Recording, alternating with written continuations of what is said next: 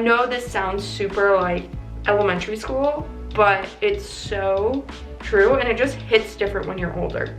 Hey guys, I'm Grace Tori and you're listening to That Girl the Podcast. Grab a beverage of choice and settle in because the new episode is starting now. Hey guys, what's up? It's your girl Grace Tori and I am back with a whole new podcast episode. My nose is stuffy, so I'm just gonna put it out there. If you hear me sniffling, I have a cold. I don't know what to tell you. Hi. Hello. When I film on Wednesdays, I usually film immediately after work on Wednesday and then I immediately edit it and upload it. And I always feel like I've been on the longest journey of my life when I finally sit down to film. Like, I've been at work, I've gone home for lunch, back to work. Like, I have literally run a marathon at this point, metaphorically. And wow, I'm just happy to be here. Grateful, blessed. I'd like to thank not only God, but Jesus that I am here. I made it. So, yeah, I don't even know what to say. Give me 1 second. Did I pull up my notes before I started filming? No, because why would I do that? It requires me to have some sort of professionalism. Today's episode, as you can see by the title, is lessons that I've learned in 2022. Are there 22 lessons? Looking back, I think there might be, but I didn't think about that in the meantime, so we'll just find out, I guess. But life updates. Guys, this is episode 49. That means Sunday's episode is going to be episode 50. Grateful, blessed, love you guys. You're my whole world. Thank you. But other than that, no more delaying. Let's just jump on in. So for the life updates, we finally put a tree up. I don't know if I told you that in my last episode, but then the issue was we didn't have any decorations for the tree. So we went and got ornaments and a tree topper last night, but we have not put them up yet.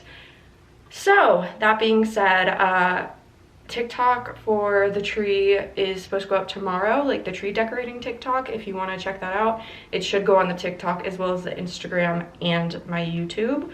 So you will see it if you follow me on any of those platforms at some point, pending that we do it. We should do it tomorrow night, and then I'm just going to very quickly do the little edits on it and get it up for you. Next, last final update, I guess, is I went to the Skinny Confidential / Gracie Norton Zoom last night where they talked about their wellness routine. Gracie talked about hormone balancing. Lauren talked about just like all of their favorite products in general and what just being a woman and balancing like a routine and business and all that. So it was really, really great. I had so much fun. I loved it. I love Gracie, followed her on TikTok for a long time. Absolutely adore the Skinny Confidential. You guys know I love Dear Media and that platform, and obviously the Skinny Confidential is closely tied to that because Michael and Lauren are the hosts and they own Dear Media. So a little fun fact for you. It was a lot of fun, enjoyed it, and now my dogs are barking and my bunnies are digging and there's just so much happening. If you can hear that, sorry. I'm not feeling manic, but I feel like I'm giving off manic energy, if that makes sense. So I'm gonna try and like slow down my speaking so I don't sound as frantic. But next order of business is basically how I split up this episode is I'm going to talk about the big events that happened this year, reflect on them for a minute, and then that kind of gives you context where I got these life lessons from, as well as the huge changes that happened this year. It was a big transformation / change / transition / any other synonyms I can think of year for me. A lot of things happened. Sis, it was the year of realizing things. Thank you, Kylie Jenner. So I think I put these in order. The very first big thing that happened this year is I moved in with my boyfriend. So previous to living with my boyfriend, we basically spent the night together every single night. Not basically, we did, but we lived literally walking distance from campus, like a block from campus. I had been living with my best friend for like 3 years. We were close to the parties. Josh literally lived in his frat's party house. Like, we were in the middle of everything. You wanted food, it was there. You wanted this, it was there. All of our friends were obviously in the same city as us. No one had graduated yet. It was crazy. And while I was very burnt out from my master's program and pretty depressed, like I'm gonna be real, I'm not using that as like a trendy word, like I was clinically depressed, I do miss like spending time with them. And it's like you never really know the good old days until you're no longer in them. So little advice early on, if you just can't wait to get out of a situation, think about all the good things, like your best friend. Oh my god, that scared me. Our Christmas lights just fell off this window. Like, I'm filming right next to a window. Okay, terrifying. But yeah, my best friend lives in Alabama now. I've talked about it like 100 times. And going from living with her to her moving away makes me really sad. But that is a huge thing that happened. So we moved out of the campus area and we're like 20 minutes away. And that has been a huge adjustment, you know, being I'm in my suburban girlfriend era is what I like to call it. So like gardening and not living in the fast life. So we are no longer like really going to bars. We can, it's just like a 20-minute drive. So it's not like we can walk home. Like you have to actually have a plan now.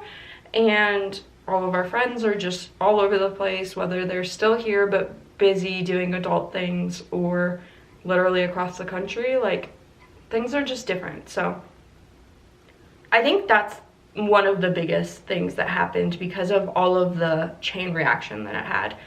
So the next big thing that was really exciting is I came in second place in the graduate division at the Wildcat pitch competition. So what that was is I pitched my business idea and I came in second place, won about $3,000 for it, and I tabled the idea. I'm gonna try it again later when I'm older and wiser and have a little bit more funding saved up, because like graduating is obviously when you're not the richest, like you have a lot going on, you're still figuring out financials. So yeah, but that was really exciting. Kind of showed me that someone believes in me business-wise, because as a Latin woman, that doesn't always happen. So that was a huge event. Third, I graduated with my master's in business administration. Woo woo! Did it in a year. Literally didn't think I would get it, but I made it. I did not think I would, like I wanted to drop out multiple times. So this was a huge thing. Love that for me. Fourth, I started my professional career. Lots of ups and downs, lots of learning curves, but here we are in December and I'm still rocking it alive. That's right.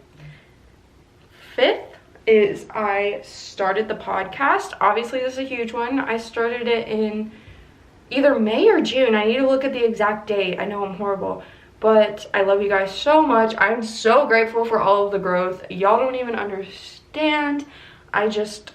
I'm obsessed with you guys and how beautiful and amazing and cool you are, and you're my favorite. And the last big event is I took control of my health and my relationships.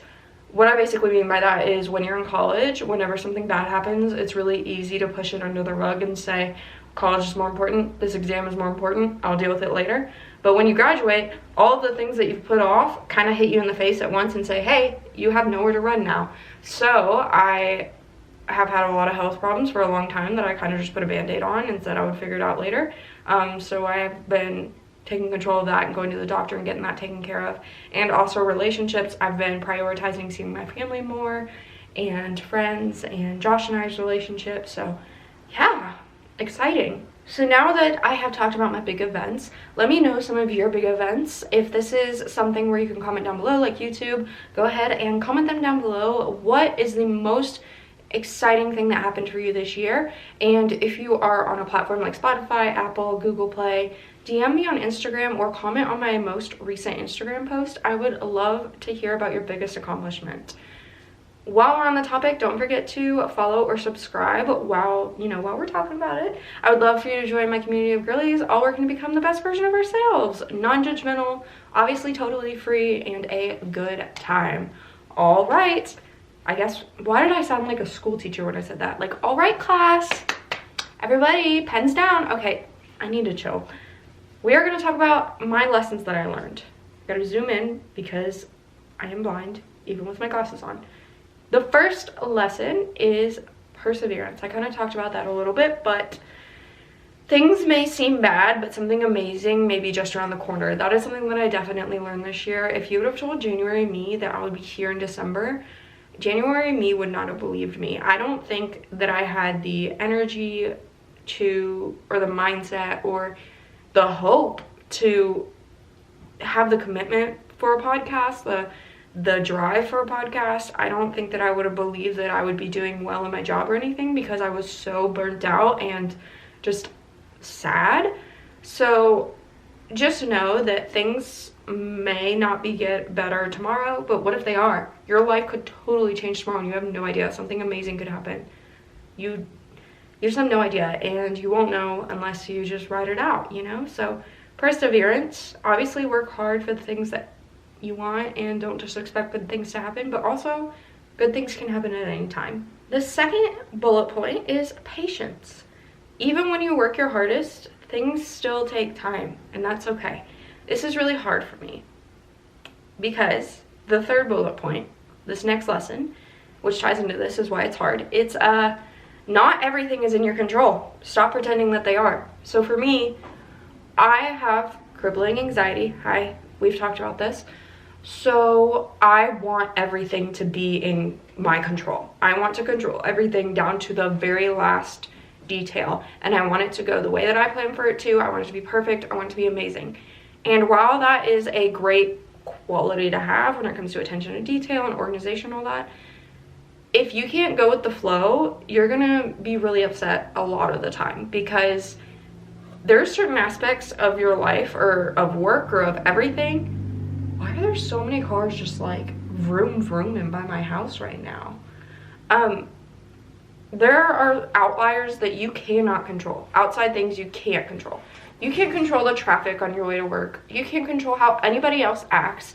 You can't control how quickly someone emails you. You can't control how many views a social media post gets. Obviously, you can have strategies and try and follow the CEO and the algorithm and make everybody happy, but at the end of the day, that is just up to chance, and you have to be okay with that. It's either up to chance or it's up to other people, but it's not everything is up to you. So having patience while still working hard is okay. Just because you work hard doesn't mean it's going to be handed to you the next day. It could take months, but you just need to be okay with working hard and knowing that you are improving, and it's going to come when it's meant to be. As cliche and annoying as that sounds, it is true. The fourth bullet point that I have is literally calm down. That's what it says. Life is going to pass you by without you even noticing it if you're not careful. So you need to be present and just allow things to happen. Yes, not everything is in your control, and you need to allow things to happen, but also you need to not be so focused on the future and what's going to happen in the future and working hard that you miss the moments that are happening right now. I have this perfect vision of what I want my future to look like. Why can't I talk today? I want to have this house that I've built, and I already have the house plans that I literally drew, and this room is going to be for this and this room is going to be for that. And I find myself sometimes being like, man, I just want to be in that moment. I want to be there. But if I was there, I would be missing all of this. And if I sit there and think about that all day and I'm so upset because I'm not there, I'm going to miss these beautiful moments that I'm having right now with Josh in our first house, in our first adult situation where we have a yard and we have things that people in college don't have, like responsibilities, and like in a good way, the responsibilities. We are growing up and it's an exciting time. We're just like, it's our first Christmas living together. If I was focusing on those future things 100% of the time, I would totally miss out on all of these fun little moments. And that's mainly what I'm talking about, because for a long time I felt so focused on those things and so stressed about them happening and ensuring to do everything I can that they will happen, that I was missing all these moments that were happening right in front of me that were amazing and something I had prayed for a long time. So what's that saying? It's like the things that you have now are the things you once wished for or wanted or longed for. That's so true. And just like looking around and being grateful is so important. The next bullet point is flow, don't force. So make sure you're flowing with life and you're not forcing things to happen. Kind of along the same lines. you know, when you try and force things to happen, it almost is like there's a resistance in life and it stops it from happening. And I don't know if it has to do with the energy of the earth or what, but make sure that you're just like flowing with life and you're in alignment and you can feel it. It's like a feeling that you have, and you're not just like forcing things to happen a certain way, because there's just like this harsh like feeling that comes with it, and it almost seems like things would have worked out sooner if you just went with the flow a little bit more. Another one is one that I talked about in a previous episode, like not that long ago, is hard work does not equal success without rest. So it's not hard work equals success, it's hard work plus rest equals success. Don't work yourself to the point of burnout. Don't work yourself to the point that you can't go on. Taking breaks, recharging is more important than just going, giving it all you got until you can't go anymore. And you'll probably get to success way sooner if you allow yourself to recharge, rest, take breaks. I learned that the hard way, and I still feel like I'm trying to recover from it. So definitely listen to that if you take anything from this. Next bullet point is life needs a little magic to make things happen. Allow the magic to work and don't get in your own way. Sometimes just like stepping back and chilling out, letting things, you know, letting the magic happen and trusting that it's gonna happen. Next bullet point, kind of switching the topic, is communication makes every single relationship better. Friends, family, boyfriend, husband, girlfriend, wife. Communication is literally key, and so many things could be resolved, so many relationships could be saved if people just communicated sooner about any issues they had, or literally anything. It's honestly the reason I think why Josh and I's relationship is so healthy. Not to toot my own horn, but we talk about anything, probably to a fault. The second something bothers us, we bring it up. Like, we are open books. We know everything about each other, I think, as far as I know. Obviously, I know I tell him pretty much everything, and I don't think he's hiding anything from me. Like, I don't have a doubt at all that he is not telling me everything, if that made sense. So communication. An example of this is if you're upset with someone, it's better to tell them than to go to like your friend group or your best friend and say, ugh, so-and-so is making me so mad because of XYZ, because all that's going to do is going to make you more upset, make the situation bigger than it needs to be, and you should just be talking to them about it. Like, why are you getting anybody else involved? Communication is just so important. I get asking for advice, but if you're just like, yeah, I mean, if you're just like ranting to rant and you really could just be communicating with the person that involves, communication, bub. Just called you bub. Okay, moving on. Don't sweat the small stuff, but don't let yourself get walked all over either. Like I said, petty things, little things, don't let those bother you. It's not the end of the world. But also, you know, focus your time and your attention on things that genuinely deserve it. Don't be looking at small things that shouldn't bother you or that used to bother you and thinking that that requires your attention 24/7, because it doesn't. It really doesn't matter. My favorite thing that I heard Ed Milet say, he definitely, I think, got it from someone else, is if it doesn't matter in 5 years, it shouldn't matter more than 5 minutes. And that is so, so true. If something bothers you and it's not a big deal, it's not going to matter tomorrow. It's not going to matter in 5 years. It should not leave you upset or distracted from what you were doing for more than 5 minutes. Words to live by.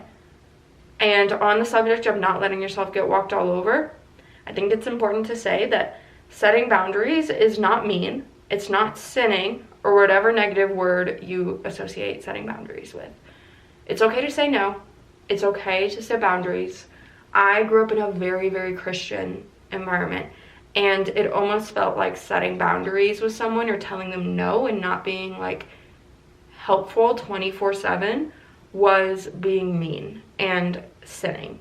But if you physically need to set boundaries because you will overwork yourself and you need to put limits, or you literally physically cannot be your best self, that's okay. That's not mean. That's not wrong. And in my personal opinion, it's not sinning. So very, very important. And when I had this realization, it was really, you know, important for me as a person and associated with a lot of growth. I'm just like throwing words out there. I feel like half of these sentences are not making sense. Another one, and I'm not going to go too deep into it because I'm still trying to figure it out, but religion isn't as black and white as we think. Just because your pastor says something doesn't mean that it's true. We are all just human at the end of the day. We all have our own beliefs. We all have our own opinions. And it's okay to believe something different than your mom or your pastor or someone else and have a realization that wasn't traditionally taught to you, if that makes sense. Next is you don't just have to be one thing for the rest of your life, like a label. That comes to your career, in your home, everywhere. You grow, you change, and labels can be simultaneous. So just because you are a social media manager now doesn't mean that you can't be a dog groomer in 5 years. And you are a wife now, but that doesn't mean that you also can't be a businesswoman. There are so many titles, and I think that for a long time I got very caught up with those titles. And some of that was how I grew up, and, you know, being told what was considered a good title and what was a bad title and what's success and what's not. But, you know, as I got older, I realized that I could have multiple. I'm a podcaster, but I'm also a saleswoman. I'm multiple things. I'm a girlfriend. I'm a pet owner. I'm a friend. And I know this sounds super, like, elementary school, but it's so true, and it just hits different when you're older. Next is, just because something worked for someone else doesn't mean it will work for you. Our life paths are radically different, even if they seem similar. I guarantee that there are a lot of factors in their life that maybe don't impact you. You have factors that impact you that don't impact them. Just because someone else had wild success doing one thing doesn't mean that will or won't work for you. So an example is, I watched a lot of algorithm videos. This is how the algorithm works, and if you do this, your YouTube will take off, and if you do this, your TikTok will take off, and blah blah blah. So and so posted this with this sound and it worked for them, and I posted it and I only got 10 views. Like, just because it worked for them doesn't mean it's going to work for you, and that doesn't mean anything is wrong with you. It just means you are different. It just means that the timing was different. Your factors are different. You're meant to be doing something different. You're meant to approach it differently. And it doesn't mean your success won't come. It's just going to come at a different time in a different way. That is something that I learned and kind of was like important for me. Like, just because I do something differently doesn't mean it's not successful, doesn't mean it's not just as exciting or just as admirable. So it can go both ways. Never take hatred or negativity personal. Others go through hard things too, and we all express it in different ways. Always be kind. If someone takes something out on you, even if someone's being mean to you, it usually has absolutely nothing to do with you and everything to do with them. And I know it's very easy to turn around and say, hey, why'd you do that? And say something really mean. And that is just not okay, because just because someone's mean doesn't mean you need to stoop to their level. There could be so many things going on that you don't know about. And in other situations, think about other people's point of view before you say things, before you critique things. Think about where they're coming from. When you start looking at the world through someone else's point of view and through a shared point of view, like looking at it from the view of society or a culture and not just your own personal beliefs and experiences, you're going to have a more well-rounded approach to problem solving, to life, to conversations. You're just going to become a much more enriched individual, and I highly recommend it. You're only as good as the intentions you have. Just like keeping your eyes forward when riding a horse, the energy you give off determines how well things will go for you. So I'm a horse rider, and when you ride horses, your horse goes where your body tells it to. And the craziest thing about a horse is, if you've ridden a horse and you like know anything about them, you know this, if you are looking somewhere, the horse is going to go there. Your body could be forward, like facing forward, but if your eyes are looking to the right, the horse is gonna go right. And it's crazy. I don't know, it's just like they know. And so if you are working really, really hard to start a business, but you are telling yourself constantly, this isn't gonna work, business isn't gonna happen, I'm not good enough, I can't run a business, your business is probably not gonna go well, because the intentions you're putting out is that your business is gonna fail. Hi, my camera died and I'm dumb, so I am switching over to my phone because I forgot to charge the battery. But like I was saying, if your intentions are not aligned with your actions, your life is going to go in the direction that your intentions are leading it. So if you are not looking straight ahead saying, I got this, my business is going to go amazing, everything is perfect, and having a positive mindset, then your business is not going to follow suit. It's crazy, it's weird, it's one of those mysterious things about the universe, but the energy that you give out is going to attract that same energy back. And your intentions are what determines your energy. That is not a religion, that is just science. Just because you grew up believing something doesn't mean it's true. Just because your parents taught you a certain thing, or your school taught you a certain thing, or you grew up in a friend group that believed a certain thing, does not mean that it's true. It doesn't mean it's what you have to believe for the rest of your life. You're allowed to form a different opinion. You're allowed to grow. You're allowed to not believe what your family, parents, and who you grew up with believe. Okay? It's okay. That's part of evolving and growing up. And it goes the same way. It's also okay to believe what you've always believed.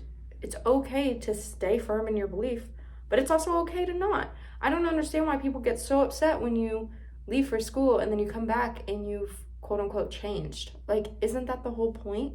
On that note, the next point is change is really hard. Allow yourself some grace, but don't stay down forever. As you guys know, I went through a lot of changes this year, and I think that I really got to my head at times, and I really let it take me out. And that is just like not okay. It's okay to take time to rest and adjust, but you need to have a game plan and not stay down forever. Let yourself know and go into the rest kind of having an idea and a plan of when you're gonna go back into it and jump back into things. Next is kindness goes a long way. I don't really need to say too much about that. I feel like that's pretty straightforward. It definitely does. And even if you don't specifically see the impact of where like the kindness goes, you know, I guess. I don't know where I'm going with that. Yeah. Next is never close the door with anyone if possible. You never know when your connections with someone will be helpful or beneficial. It's not what you know, it's who you know, I feel like, in 2022. And obviously that's not the only reason to keep doors open, but it definitely helps. You just never know. So the very last thing that I want to leave you guys off with is everything happens for a reason. Whether that thing that happened is bad or good, it still all ends up contributing to something later on. So just because something bad happened doesn't mean that it's not still gonna work out in your favor or to your benefit, or it's not gonna lead to something amazing later on. So that is the last bullet point that I have. Let's see how many that is. So that's 20 bullet points. I should have come up with 2 more, but it's okay. Thank you guys so much for watching. Let me know what lessons you learned in 2022, as well as your biggest achievement. I still want to know. If you don't mind leaving a rating and review on my channel, it would help me out so much and would mean the absolute world to me. If you are on Apple Podcasts or Spotify, you can do it there. Tap the star, or if you're feeling extra motivated and want to leave a written review, that would mean the world to me as well. If you are on YouTube, don't forget to subscribe, hit that like button, leave a comment, and all of those fun things. Don't forget to find me on Instagram and TikTok. I was doing our content planning for the month of January as well as the rest of December, and I'm so excited. We have so many fun things coming up, so don't miss out on any of that. You can find all of my links down below. I love you guys so much. I hope that you had a great year or learned some amazing lessons from it, and I will see you guys on Sunday. All right, I love you so much. Bye guys.